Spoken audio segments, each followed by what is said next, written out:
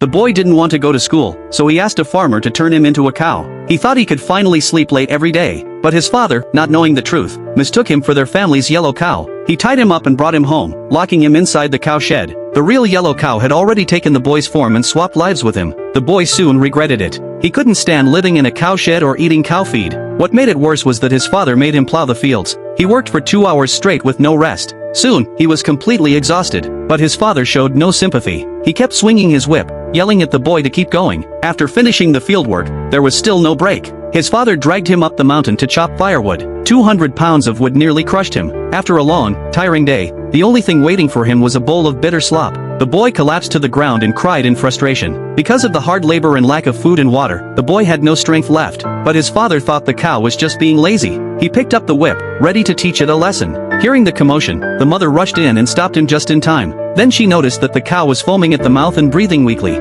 She quickly called her husband to take a look.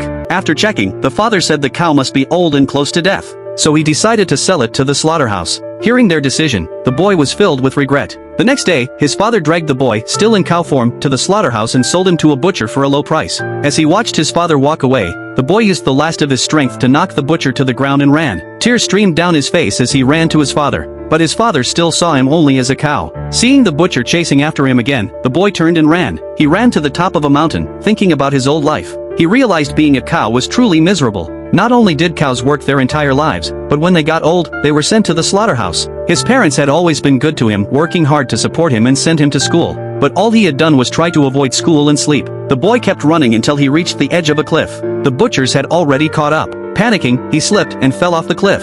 Just as he thought he was going to die, he suddenly woke up. It had all been a dream. From that day on, the boy completely changed. He helped his mother with chores and often worked alongside his father in the fields. He also paid attention in school. His parents were shocked by his transformation.